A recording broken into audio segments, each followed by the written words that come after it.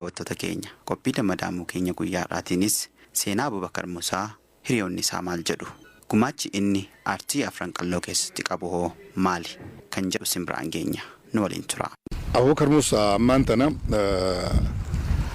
Oromiyaan Abubakaroota sadi ajaa'ibaatti deesse.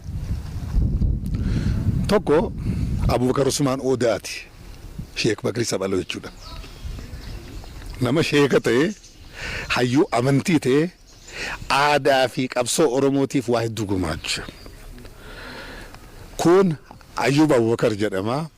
Nama biyya Somaalee keessatti dhaqee afaan Sheek Maamud Rashaadii wajjin afaan Oromoodhaa reediyoo afaan Oromoodhaa jalqabee mirga Oromootiif achi falmuu isaatiin mootummaan Haayile Sillaaseedhaa komaandoo biyya Sweden fi asoo loltoota keessaa namatti ergitee Indian Ocean keessatti isaa galaana keessatti bishaan daakuu jiru ukkaamamee nama du'e inni wareegame.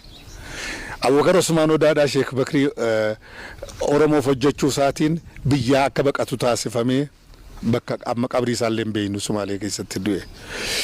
Abubakar Musaa kan amma jenne kun hundeessaa afran qallooti. Abbaa afran qallooti. Abbaa aartii Oromooti.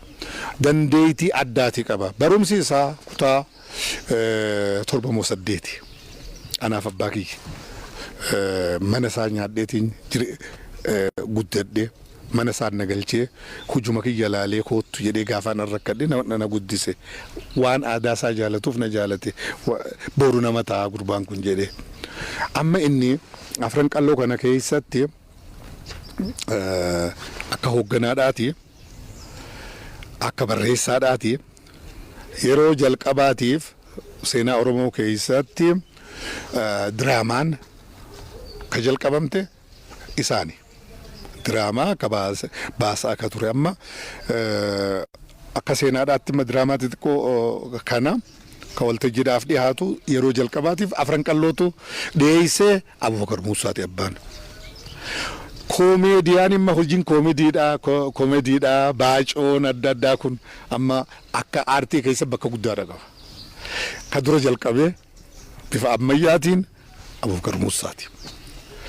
Muuziqaa wallee muuziqaadhaa barreessuu jecha hin dulloomneen yaada hin dulloomneen yaada bichaataadhaan walleelee Ali Shabboo Ali Birraatii fi artistoonni hedduun hojjetan ka hin duune ka hin dulloomne ka baase isa. Deebii Abubakar Musaa reediyoon Hararitti hoggaa hundaa'u